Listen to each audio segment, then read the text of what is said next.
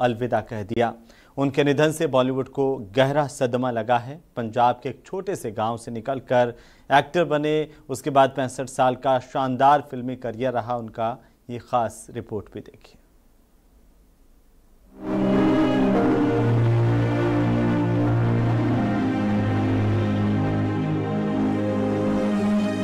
बॉलीवुड के हीमैन, बेहतरीन कदकाठी, सबसे हैंडसम अभिनेता, जिंदा दिल इंसान और भी न जाने कितनी खूबियों वाले धर्मेंद्र अब ऐसे सफर पर चले गए हैं जहां से वो कभी दोबारा लौट कर नहीं आएंगे।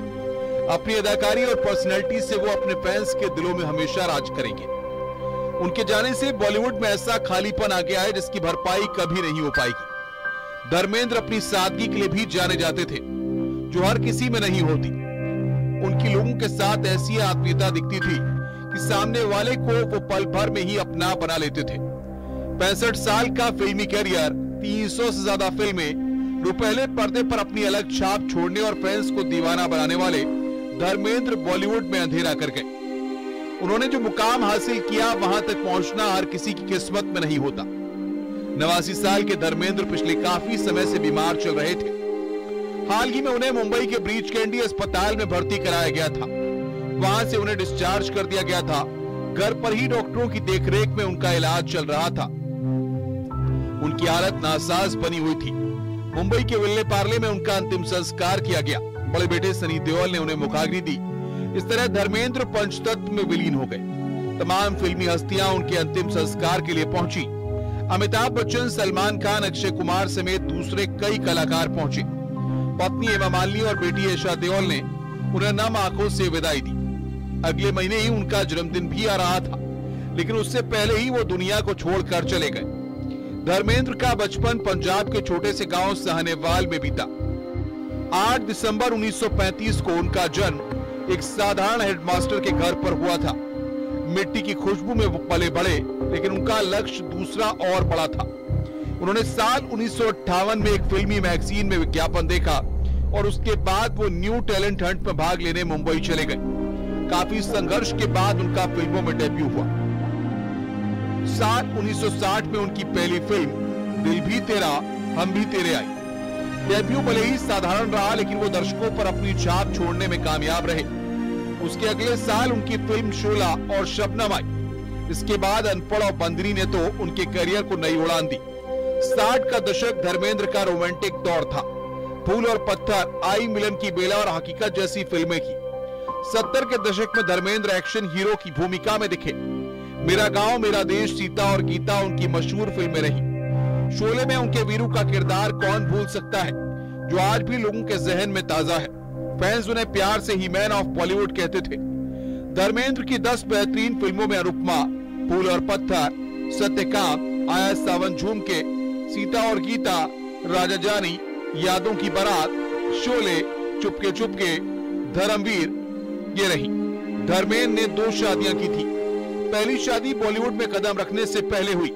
साल 1954 में उन्होंने प्रकाश कौर के साथ शादी की। पहली शादी से 2 बेटे सनी और बॉबी देओल और 2 बेटियां अजीता और विजेता हैं। साल 1980 में धर्मेंद्र ने ड्रीम गर्ल हेमा मालिनी से दूसरी शादी की थी। दोनों की 2 बेटियां ईशा और अहाना देओल हैं।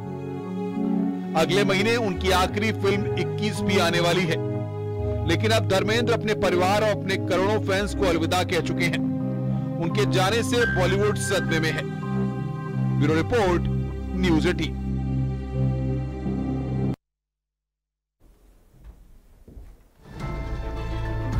तो अयोध्या में बस कुछ ही घंटों में इतिहास बनने जा रहा है, जहां प्रभु श्री राम के मंदिर में धर्म ध्वजा लहराएगी और देश दुनिया इसकी गवाह बनेगी। ये रिपोर्ट देखिए।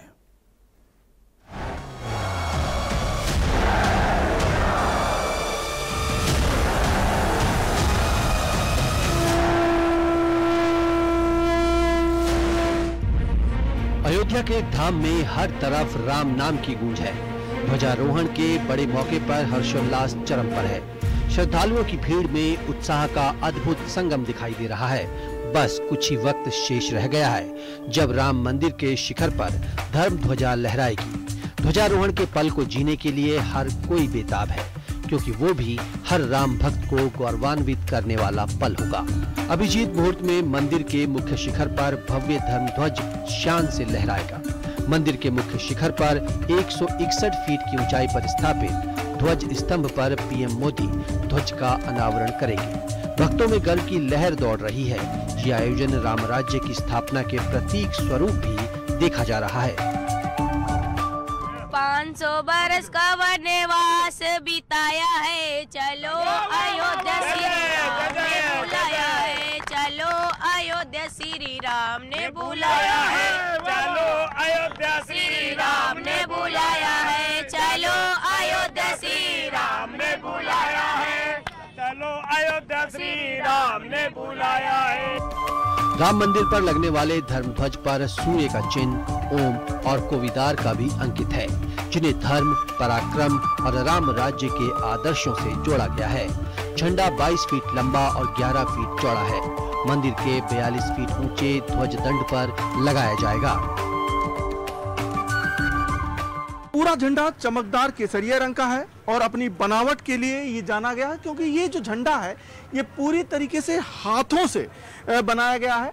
इस झंडे को बनाने के लिए जो अहमदाबाद की एक कंपनी है जो विशेषज्ञ है झंडे बनाने के लिए, उसको ये काम दिया गया था और उसने बिल्कुल स्वदेशी तरीके से इसको बनाया है। इसमें जो फैब्रिक है वो 3 परतों वाला है, ताकि इसको धूप, बारिश और तेज हवाओं से बचाया जा सके। ये झंडा तेज बारिश में, हवाओं में भी और धूप में भी खराब ना हो। साथ ही इसके जो किनारे हैं, इन किनारों को गोल्डन फैब्रिक लगाया गया है इन झंडों के, और झंडे पे 3 प्रतीक जो बने हैं वो हाथ से उकारे गए हैं। अयोध्या में आए श्रद्धालुओं का जोश देखते ही बनता है।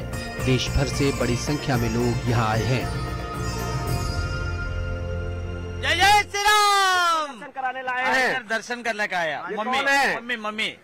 मम्मी के लाए हैं। तो ये देखिए, ये बुजुर्ग हैं लेकिन उत्साह, रामलला के प्रति आस्था पूरी तरीके से कायम है। और ये बुजुर्गों में आप देख सकते हैं, ये बाकायदा रामलला के द्वार पर पहुंचे हैं। आज रामलला के दर्शन करेंगे और हर उम्र के लोग हैं। खासकर ये जो पंक्ति है, बुजुर्ग हैं, इसमें दिव्यांग हैं, महिलाएं बुजुर्ग हैं, तमाम बुजुर्ग पुरुष हैं, ये महिलाएं हैं। आप देख सकते हैं अलग अलग जगहों से आए हैं और इनको बाकायदा ये रामलला के दर्शन के लिए राम मंदिर अयोध्या पहुंचे हैं। पीएम मोदी का साकेत महाविद्यालय से श्री राम जन्मभूमि मंदिर तक भव्य रोड शो भी होगा। पीएम के स्वागत के लिए अलग अलग समाज और समूह को जिम्मेदारी सौंपी गई है। ये वही जगह है जहां से प्रधानमंत्री नरेंद्र मोदी का बाकायदा रोड शो भी होगा और पूरी मुस्तैद है। यहाँ पर प्रशासन तैयारियां पहले से की जा रही हैं मजबूती से। और इस रोड शो में प्रधानमंत्री नरेंद्र मोदी के लगभग राम पथ है, राम पथ पर 1 किलोमीटर का ये बाकायदा जो रोड शो होगा प्रधानमंत्री नरेंद्र मोदी का, और इसमें पूरी तरीके से दोनों तरफ बैरिकेड कर रखा गया है। और तो अयोध्या में 25 नवंबर को राम मंदिर में ध्वजारोहण को लेकर तमाम तैयारियां पूरी हो चुकी है, लेकिन सियासत तेज होती जा रही है। समाजवादी पार्टी के नेताओं ने एक बार फिर ध्वजारोहण के कार्यक्रम पर सवाल खड़े किए हैं। रिपोर्ट देखिए।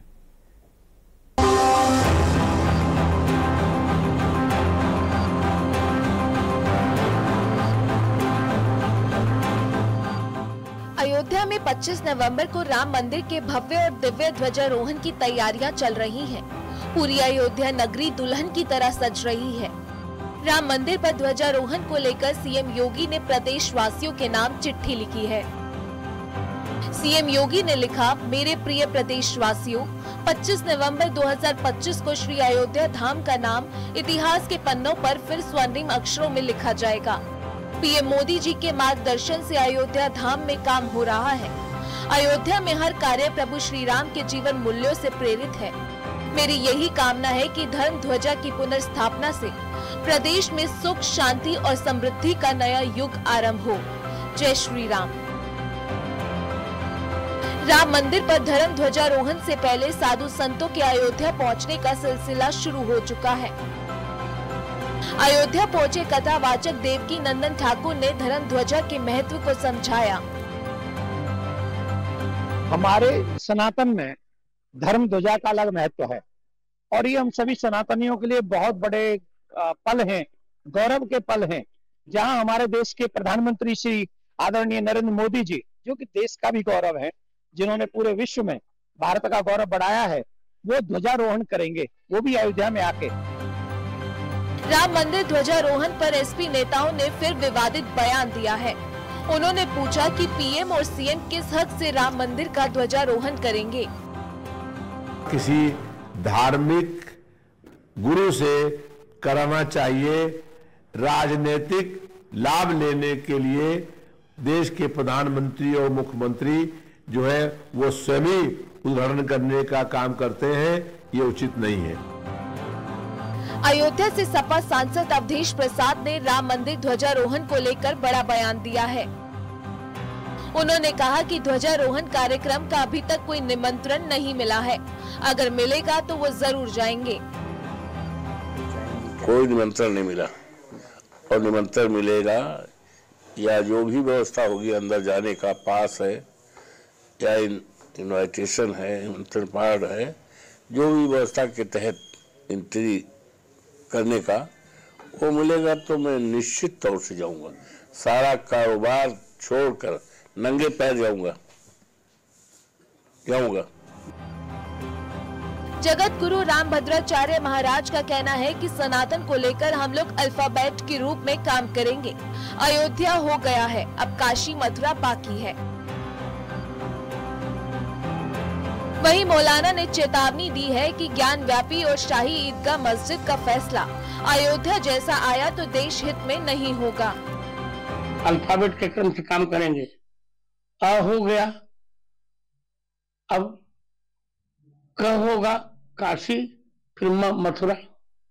मुसलमानों ने अपने सीने पर पत्थर रखकर बाबरी मस्जिद का फैसला सुन लिया, मगर अब किसी दूसरी मस्जिद का फैसला सुनने के लिए मुसलमान तैयार नहीं है।